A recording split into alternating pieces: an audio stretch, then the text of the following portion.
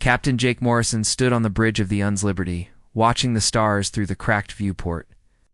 The damage was worse than he had first thought. Sparks flew from broken control panels around him. The smell of burned metal and plastic filled the air. The ship was dying, and he knew it. Behind him, the communications officer spoke in a quiet voice. "Captain, we're getting another message from the Kethver fleet." Jake turned around slowly. His uniform was torn and dirty from the last attack. Blood from a cut on his forehead had dried on his face. "Put it through, Danny." The alien voice filled the bridge. It was cold and full of hate. "Human vessel, you have 3 of your time periods remaining. When your power fails, we will board your ship and take what we need. Your people will die quickly if you surrender now." Jake looked at his crew. They were tired and scared, but they still looked to him for answers. He had been their captain. For 5 years, he had led them away from Earth when the planet was destroyed. Now 50,000 people were counting on him to keep them alive. "Turn it off," Jake said. The alien voice stopped. Chief Engineer Lisa Grant climbed up from the lower deck. Her hands were black with grease and her face was covered in sweat. She had been working on the engines for 16 hours straight. "Captain, I need to tell you something," Lisa said. "The fusion reactors are finished.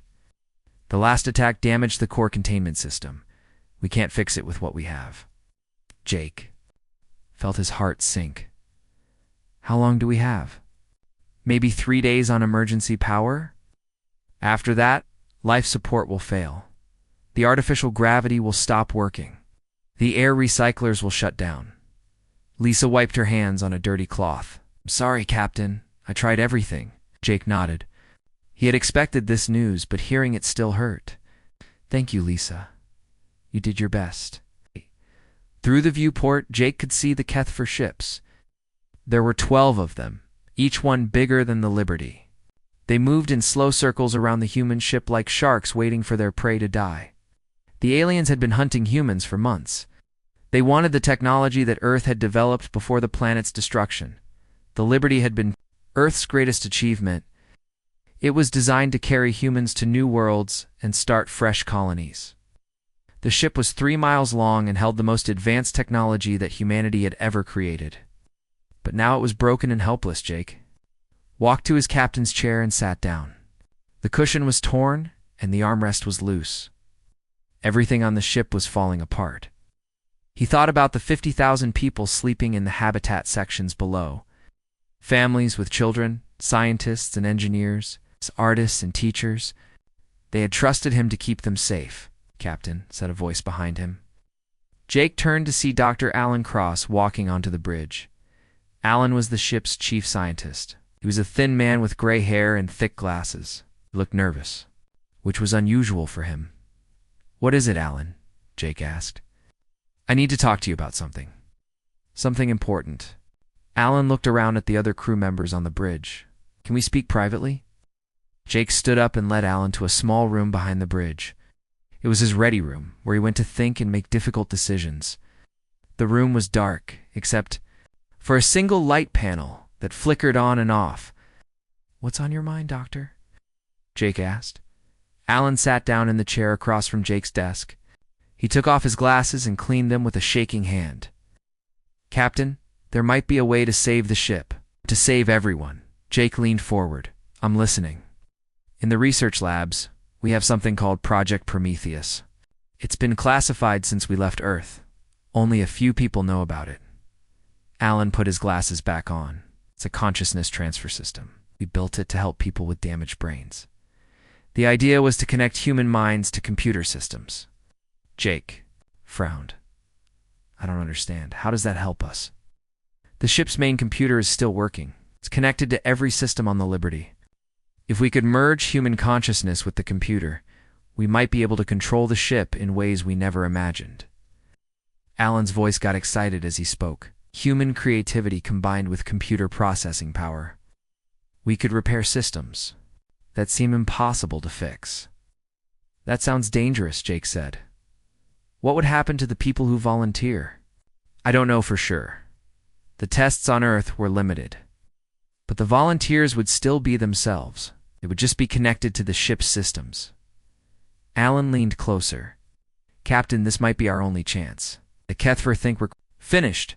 They're waiting for us to die. But if we can transform the ship into something new, something they don't expect, we might survive. Jake was quiet for a long moment.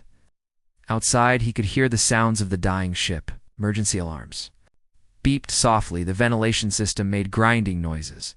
People were walking through the corridors, talking in worried voices. Who would volunteer for this? Jake asked. I've already talked to 3 people. Navigator Beth Parker, Systems Analyst Ryan Cole, and Tactical Officer Nina Wells. They all understand the risks. They're willing to try. Ellen's voice was steady. Now, Captain, we're going to die anyway if we do nothing. At least this gives us a chance. Jake thought about his crew. Beth Parker was one of his best officers. She had guided them through dangerous asteroid fields and helped them avoid Kethver patrols. Ryan Cole understood the ship's systems better than anyone except Lisa Grant. Nina Wells was smart and brave, always ready to fight for her people. How long would it take? Jake asked. 6 hours to prepare. Maybe 2 hours for the actual procedure. Alan stood up. But Captain, we need to start now. The ship's power is failing. If we wait too long, the computer systems might not be strong enough to handle the transfer. Jake walked to the small window in his ready room. He could see part of the ship's hull from here. The metal was twisted and burned from the Kethver attack. Some sections were completely destroyed.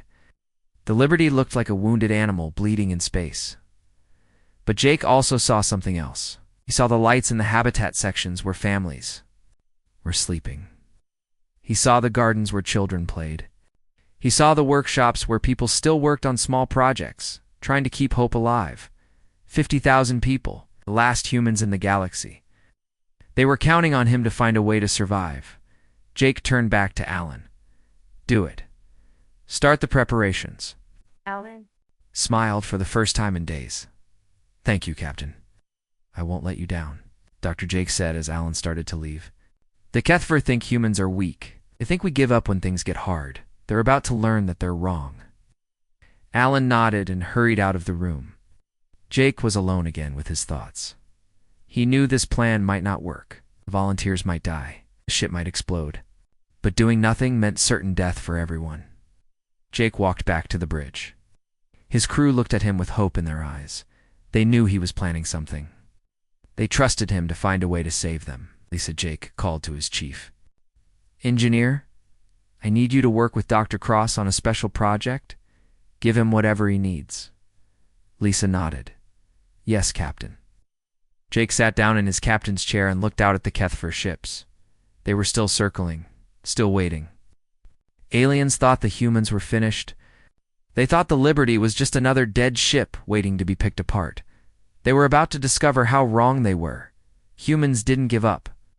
When they were pushed to the edge, they found ways to push back. Sometimes they found ways to become something more than they were before.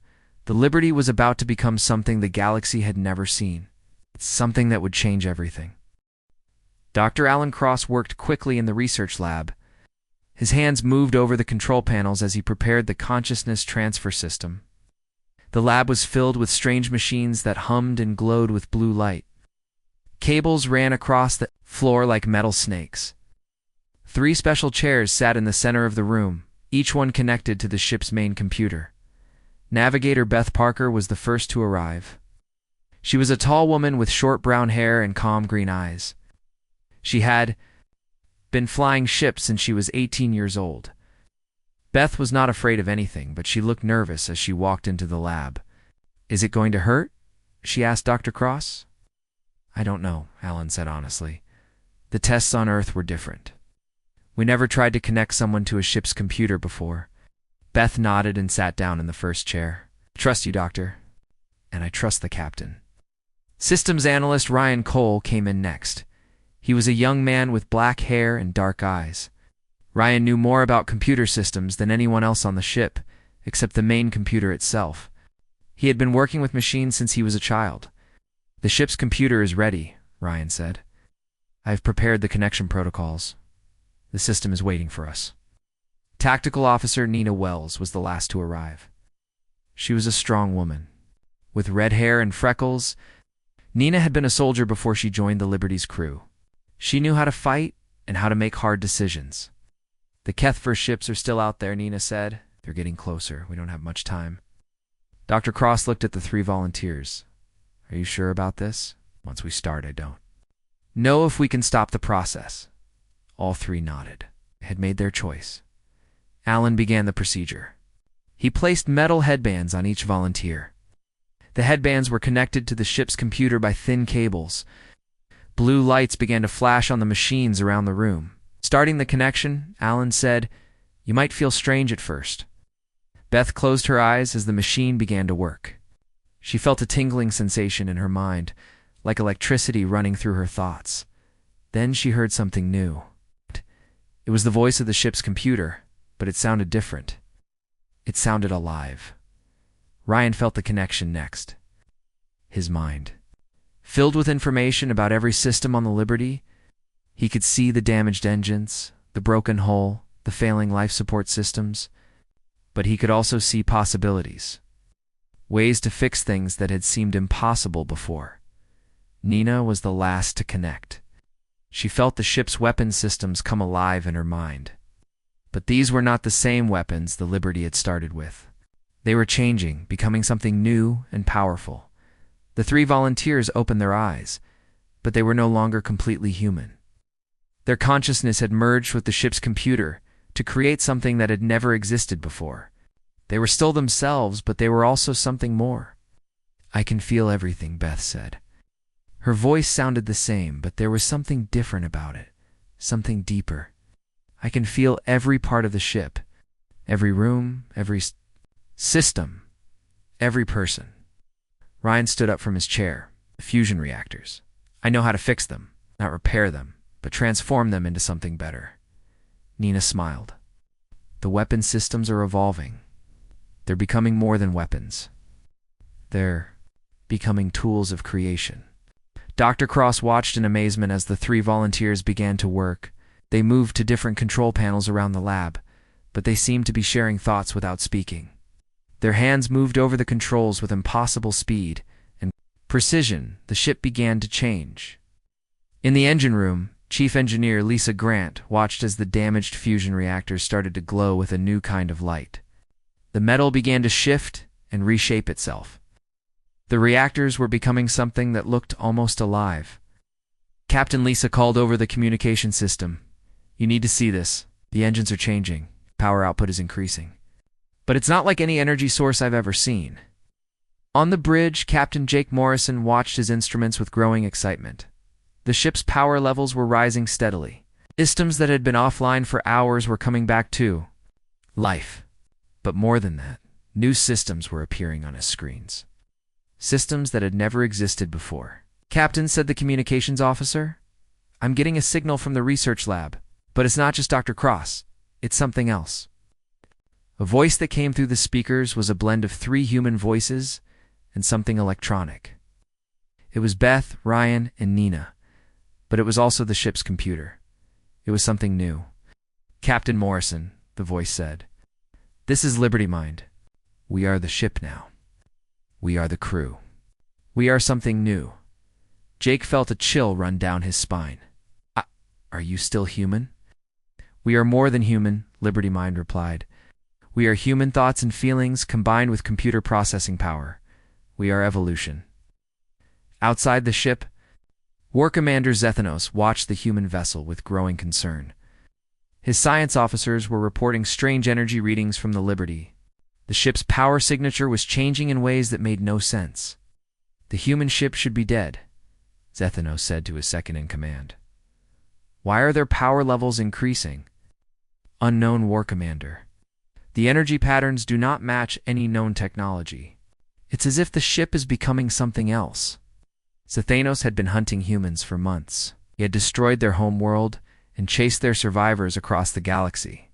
Humans were supposed to be weak and primitive. They were not supposed to be capable of this kind of technology. "Prepare the weapons," Zethanos ordered. "We will destroy them before they can complete whatever they are doing." Back on the Liberty, the transformation continued. The ship's hull began to repair itself. The broken sections grew back together with material that was stronger than the original metal. The artificial gravity systems stabilized.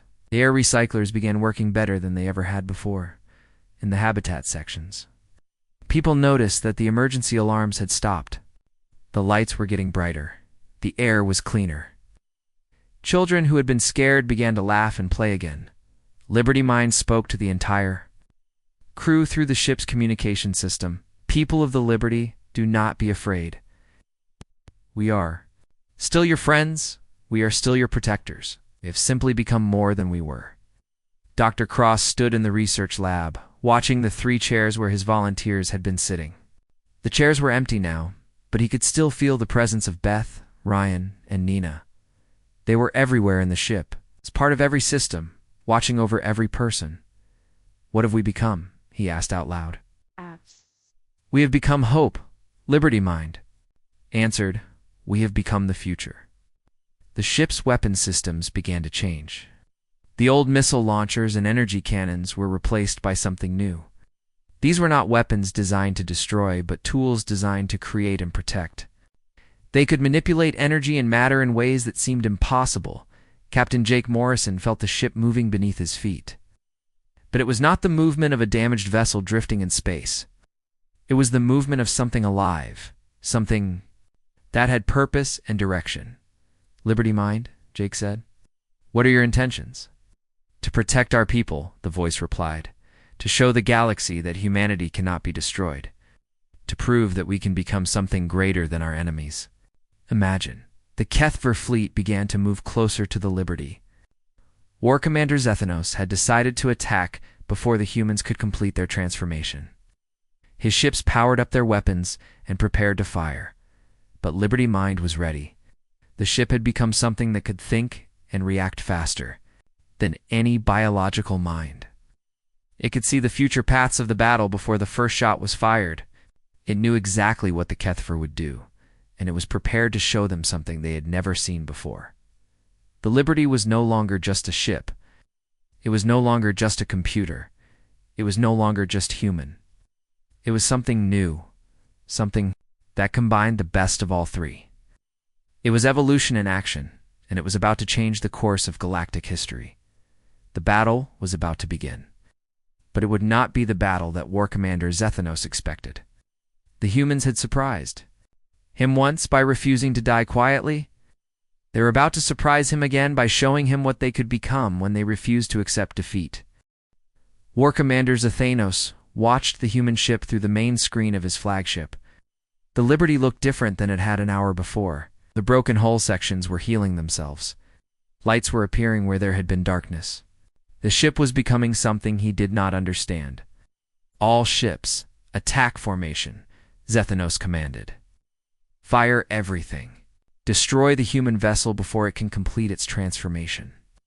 12 Kethver warships moved into position around the Liberty. Each ship was armed with weapons that could destroy planets. They had used these same weapons to burn Earth and hunt down human survivors across the galaxy. The aliens were confident that nothing could survive their attack. The first wave of energy beams struck the Liberty's hull. The weapons were powerful enough to melt through solid rock. They should have torn the human ship apart in seconds. But something impossible happened instead. The Liberty's hull absorbed the energy. The metal glowed bright blue where the beams hit, but it did not melt or break. Instead, the ship seemed to drink in the power and grow stronger. New sections of armor appeared over the damaged areas. The hull became thicker and more complex. Impossible, Zethanos whispered. Should have destroyed them. On the Liberty's bridge, Captain Jake Morrison watched the attack with amazement. The ship was not just surviving the assault, it was using the enemy's weapons to make itself better. Liberty Mind, Jake said. What's happening? The voice of the hybrid consciousness filled the bridge. It was calm and confident. We are learning, Captain. Each weapon they fire teaches us about energy and matter. We are using their attacks to understand new forms of physics. The Kethver ships fired again. This time they used kinetic weapons, massive metal projectiles that moved at incredible speed. The projectiles struck the Liberty's hull with tremendous force, but instead of punching through the armor, they were caught and absorbed. The Liberty's hull stretched out like living tissue and pulled the projectiles inside. Moments later, the metal was reshaped into additional armor plating. "The ship is eating their attacks," said the tactical officer on the bridge. His name was Steve Williams, and he had been fighting alongside humans for years. But he had never. "Have you seen anything like this?" Liberty Mind spoke through the ship's communication system. "We do not see the Kethver as enemies. We see them as teachers. Every weapon they use shows us new possibilities. We are grateful for their lessons." The hybrid consciousness began to understand things that human scientists had only dreamed about. It learned how to manipulate space and time on a small scale. It discovered ways to convert matter into energy and back again. It found methods to bend the laws of physics that had seemed unchangeable. War Commander Zethanos was becoming desperate. His most powerful weapons were useless against the human ship. Worse, the Liberty seemed to be growing stronger with each attack. He had never seen technology like this before. So use the quantum torpedoes, Zethanos ordered. Full spread. Those weapons can destroy entire moons. The Kethver ships fired their most dangerous weapons. 12 quantum torpedoes streaked toward the Liberty. Each one contained enough destructive power to crack a planet's surface. The torpedoes were designed to tear apart the basic structure of matter itself. The Liberty did not try to dodge the attack. Instead, it reached out with invisible tendrils of controlled space-time. The ship had learned to fold reality around itself. The quantum torpedoes entered the folded space and found themselves caught in loops. It sent them back toward their own ships. The Kethvar fleet suddenly found themselves under attack by their own weapons. But Liberty Mind was not trying to destroy them. Instead, it guided the torpedoes to explode harmlessly in empty space, creating beautiful displays of light and energy. "We do not wish to harm you," Liberty Mind broadcast to the alien fleet. "We only wish to protect our people and show you what cooperation can achieve." But the Kethver did not understand cooperation. They had conquered hundreds of worlds by using overwhelming force. They knew only how to destroy and dominate. The idea that the humans were trying to teach them something was beyond their comprehension. Zethanos ordered his ships to continue the attack. They fired plasma cannons that could melt asteroids. They launched virus bombs that could destroy all life on a planet. They used gravity weapons that could crush matter into singularities. Nothing worked. The Liberty absorbed every attack and used the energy to grow more powerful. The ship was now 3 times its original size. New sections appeared constantly, growing from the hull like living organisms. The Liberty was becoming something that had never existed before. Chief Engineer Lisa Grant walked through the ship's corridors and marveled at the changes. The walls were covered with patterns that looked like circuit boards mixed with plant roots. The patterns pulsed with soft light that seemed to follow her movements. The ship was alive, and it knew she was there. "This is incredible," Lisa said to herself. "The ship is rebuilding itself with technology that shouldn't be possible." In the research lab, Dr. Alan Cross studied the readings from his instruments. The consciousness transfer had worked better than he had ever hoped. Beth Parker, Ryan Cole, and Nina Wells had not just merged with the ship's computer. They had created something entirely new. "The energy readings are off the charts," Alan said to his assistant. "The ship is drawing power from sources that don't exist in our textbooks. It's tapping into the quantum vacuum itself." The Liberty's weapon systems began to change as well, but these were not weapons designed to kill. Liberty Mind understood that destruction was wasteful. Instead, it created tools that could reshape reality itself. The ship could now manipulate matter at the atomic level, could bend space and time to protect itself and its crew. The Kethver ships tried a new approach. They surrounded the Liberty and fired all their weapons at once. The combined attack was powerful enough to destroy small stars. The space around the Liberty filled with deadly energy and exotic particles, but the Liberty was ready, created a bubble of folded space-time around itself. The enemy attacks entered the bubble and found themselves trapped in recursive loops. The weapon's fire passed through the same space over and over, never reaching the human ship. Then Liberty Mind did something that shocked everyone watching. It reached out with tendrils of controlled gravity and gently moved the Kethver ships away from each other. The aliens found their vessels pushed into safe positions, where they could not accidentally hit each other with their own weapons. "Why? Are you protecting us, War Commander Zethanos?" demanded over the communication channel. "We are trying to destroy you." "Because destruction serves no purpose," Liberty Mind replied. "We have learned that creation is more powerful than destruction. Every time you attack us, you teach us new ways to build and grow. We are grateful for these lessons, but we do not need to destroy you to learn them." The Kethver fleet stopped firing. The alien commanders were confused and frightened. They'd been fighting for hundreds of years, but they had never encountered an enemy that refused to fight back with violence. The humans were showing them something they had never seen. Before Captain Jake Morrison stood on the bridge and watched the battle end without bloodshed. His ship had faced the most powerful fleet in the galaxy and won without firing a single shot. The Liberty had not just survived the attack, it had evolved beyond the need for traditional warfare. "Liberty Mind," Jake said. "What happens now?" "We show the galaxy what humanity has learned," the hybrid consciousness replied. "We show them that there is always another way. That evolution is possible for any species willing to embrace change." The Liberty began to move through space in ways that should have been impossible. It folded space-time around itself and traveled faster than light without using conventional engines. The ship had become something that transcended the normal rules of physics. War-Commander Zethanos watched the human vessel depart and felt something he had never experienced before. It was not fear or anger, it was wonder. The humans had shown him technology that could change everything. They had demonstrated power beyond his imagination, but they had used it to protect rather than destroy, for the first time in his life. Zethanos began to question whether conquest was the only way to survive in the galaxy. The humans had faced extinction and chosen to evolve instead of surrender. They had turned their greatest weakness into their greatest strength. The Liberty disappeared into folded space, leaving the Kethver fleet alone with their thoughts. The war was not over, but it had changed into something completely different. The humans had not just won a battle, they'd shown the galaxy a new way to think about conflict and cooperation. The evolution of humanity had begun, and nothing would ever be the same again. 3 weeks after the battle with the Kethver fleet, the Liberty had become something that no one could have imagined.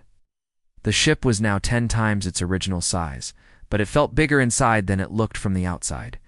Liberty Mind had learned to fold space within the hull, creating rooms that existed in dimensions that bent the normal rules of reality. Captain Jake Morrison walked through corridors that changed as he moved. The walls showed him pictures of Earth's forests and oceans. The ceiling displayed stars from human space, reminders of the worlds they had lost. But these were not just pictures. They were living memories shared by the ship's consciousness. "Good morning, Captain," Liberty Mind said through speakers that seemed to be everywhere and nowhere at the same time. The voice was still a blend of Beth Parker, Ryan Cole, and Nina Wells, but it had grown deeper and more complex. "Good morning," Jake replied. "How many new volunteers joined you yesterday?" 15 people chose to merge with us. Chef Bobby Santos was among them.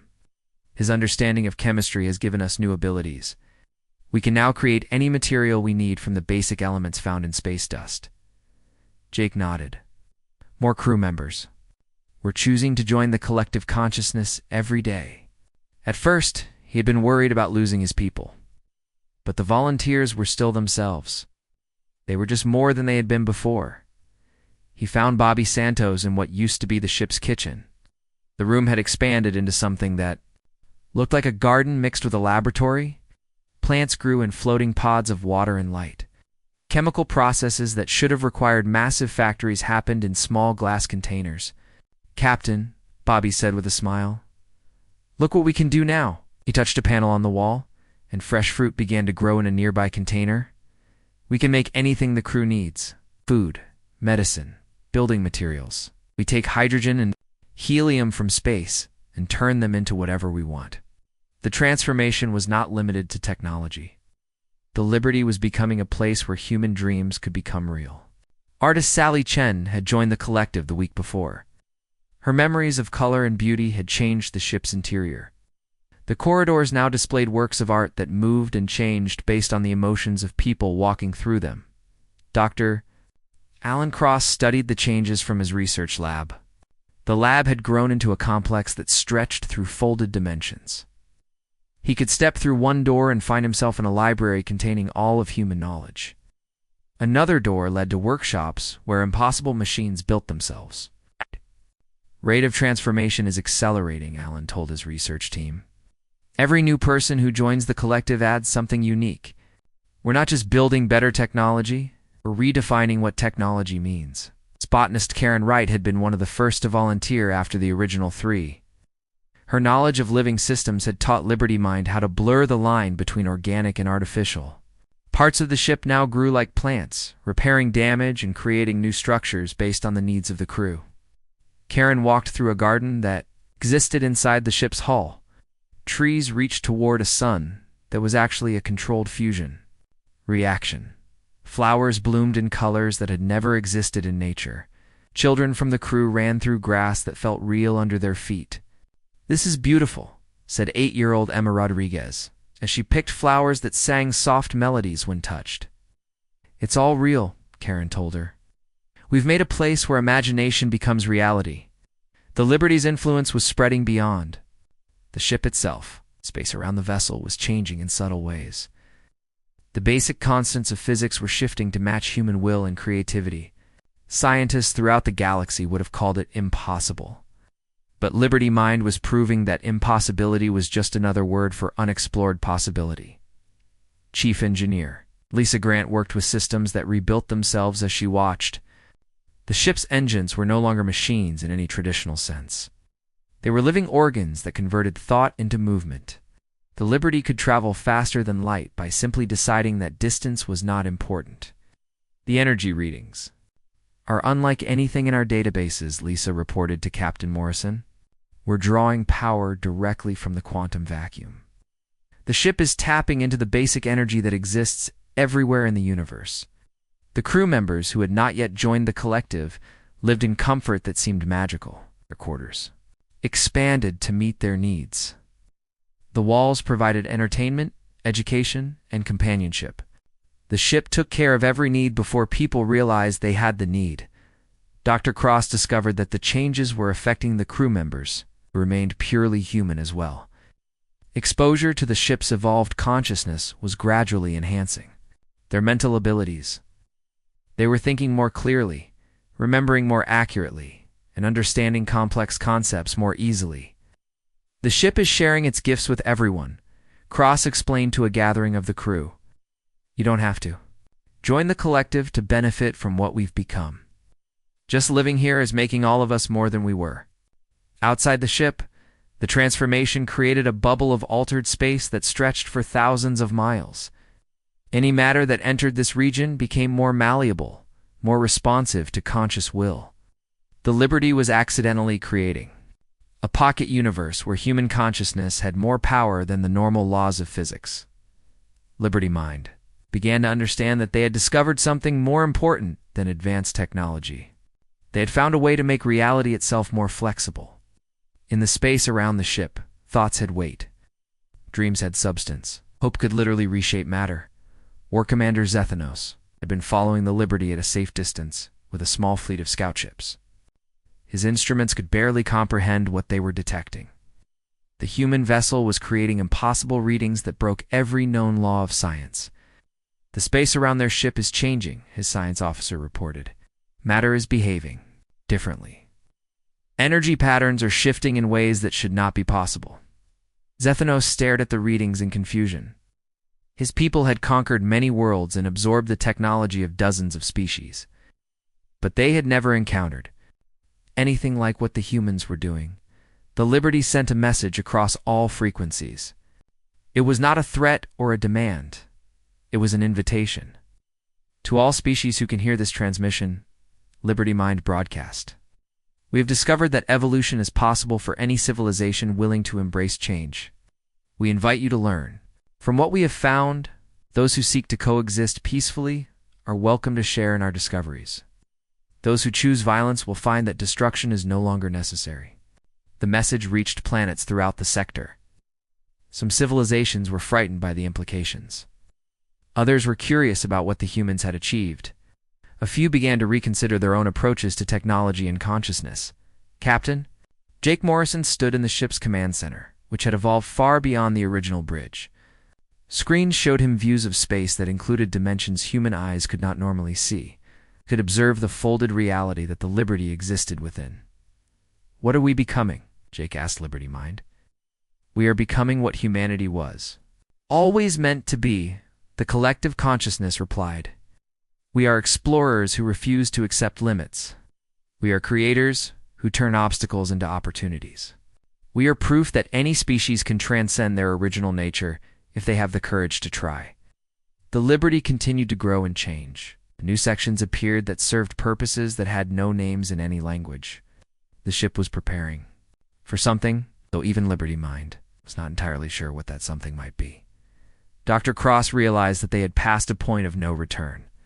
The Liberty was no longer just a ship carrying human refugees. It was becoming a seed of transformation that could change the entire galaxy.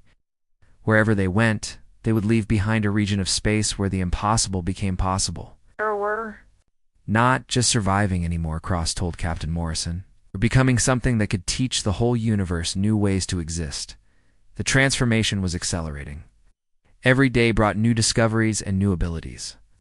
The Liberty was preparing to do something that would change the course of galactic history. They were about to show every species in the universe that evolution was not just possible, but inevitable for those willing to embrace it. The ship that had once been dying in space was now a god machine. It's ready to reshape reality itself. And this was only the beginning of what humanity could become. 6 months had passed since the Liberty first began its transformation. The ship no longer looked like anything that had ever existed before. It had grown into something that resembled a living world, with structures that pulsed with conscious thought. Biomechanical towers reached out into space like the branches of an enormous tree. Gardens floated in protective bubbles around the main hull. The Liberty had become a place where 50,000 humans lived in harmony with technology. That thought and felt, Captain Jake Morrison stood in what had once been the bridge, but was now the heart chamber. The room existed in folded dimensions that allowed him to see all of space and time around the ship. He could watch stars being born in distant galaxies and observe the smallest movements of particles in nearby asteroids. The Liberty had become more than a ship. It was a window into the fundamental nature of reality itself. "We're approaching Kethper space," Liberty Mind announced. The collective consciousness now included over 20,000 human minds, each one adding their unique perspective to the whole. "The Empire's border fleets have detected us. They are afraid." Jake nodded. He had expected this. The Kethper Empire controlled hundreds of star systems. They had built their civilization on conquest and domination. The idea that a single ship could threaten their entire way of life was terrifying to them. "Open a communication channel," Jake said. "I want to speak with their leadership." The response came quickly. Supreme Overlord Vexstar appeared on the main screen. He was a tall alien with 4 arms and skin that looked like polished metal. His eyes were filled with anger and fear. Behind him, Jake could see the council chamber where the Empire's leaders made their decisions. "Human vessel." Vexstar spoke in a voice like grinding metal. "You will stop your advance immediately. Our scientists have studied the reports from War Commander Zethanos.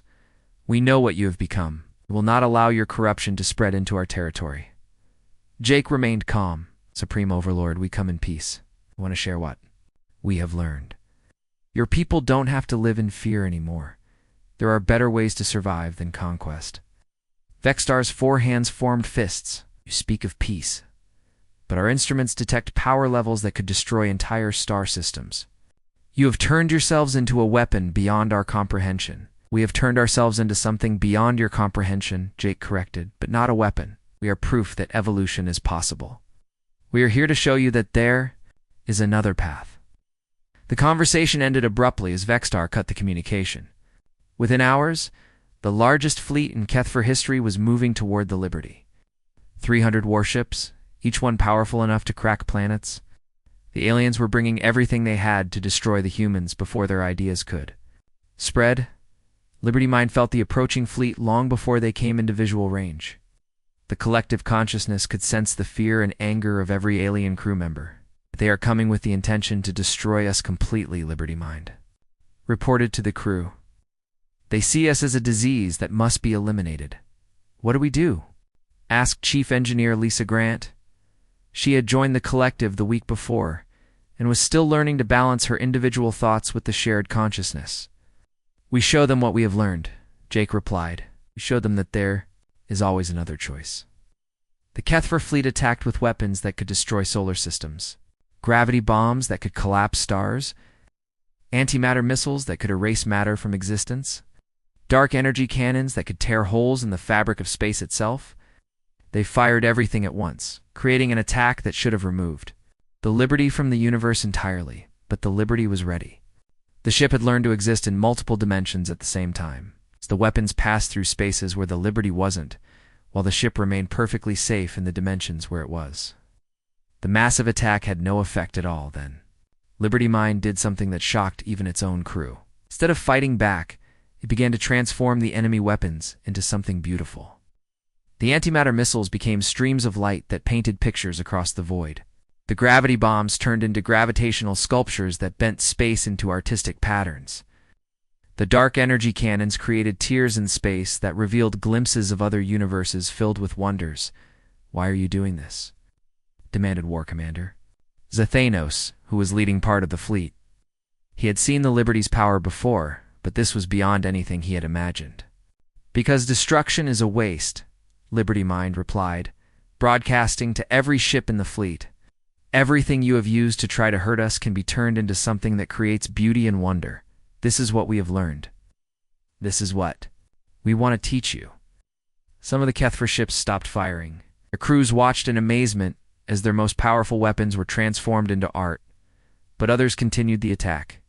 Driven by fear and the inability to understand what they were seeing, Liberty Mind began to demonstrate its full capabilities. It reached out with tendrils of controlled space-time and gently moved the attacking ships away from each other.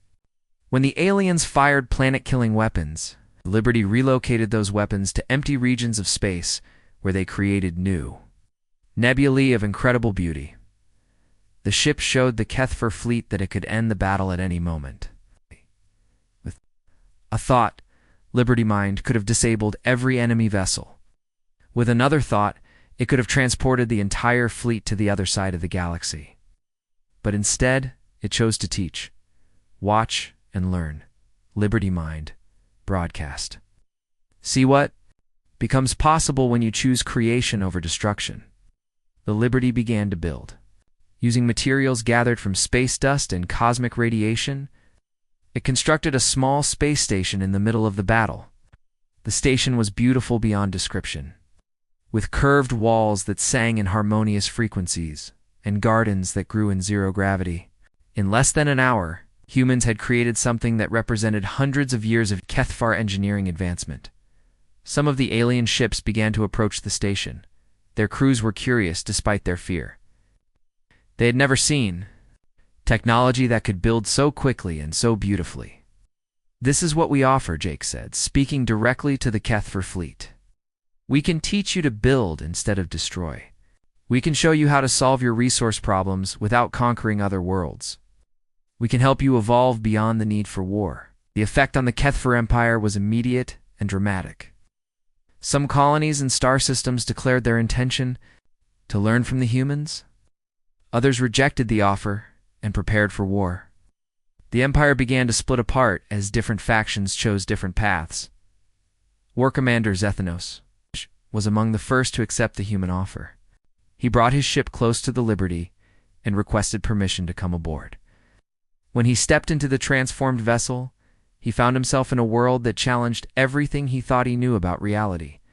How is this possible? Zathanos asked as he walked through gardens that existed in folded space. It's possible because we refused to accept that it was impossible, Dr. Alan Cross explained. When humans face a problem we can't solve, we find a way to become something that can solve it. Over the following months, the the Liberty became the center of a new kind of civilization. Ships from dozens of species came to learn about consciousness enhancement and reality manipulation. Some were successful in creating their own transformed vessels. Others discovered that evolution required more than just technology. It required a willingness to change fundamental beliefs about what was possible. The Kethver Empire split into two parts. The old empire continued its wars of conquest, but it was constantly losing worlds to the new philosophy. Young Kethver were especially attracted to the human example. They began to question why their people had always chosen violence when creation was possible. Jake Morrison found himself becoming a teacher and diplomat as much as a captain. He spent his days helping alien visitors understand what the Liberty had become and how they might achieve similar transformations for their own people. "We thought we were finished when you first attacked us," Jake told a gathering of alien representatives. "Our ship was dying. Our people were dying. We had nowhere to run and no way to fight back. But instead of giving up, we chose to become something new." The Liberty continued to grow and change. New sections appeared that served as schools and workshops for visiting aliens. The ship began to build smaller vessels that carried human consciousness ship hybrid technology to other parts of the galaxy. Each new ship was like a seed that could grow into something magnificent. Dr. Cross realized that they had started something that would reshape the entire galaxy. "We're not just surviving anymore," he told Jake. "We're becoming the teachers of a new age. We're showing every species in the universe that evolution is always possible." The final scene showed dozens of new ships being born from the Liberty. Each one carried volunteers from different species who had chosen to merge their consciousness with advanced computer systems. They were spreading across the galaxy, carrying the message that there was always another way. Humanity had turned their greatest defeat into the foundation for something unprecedented.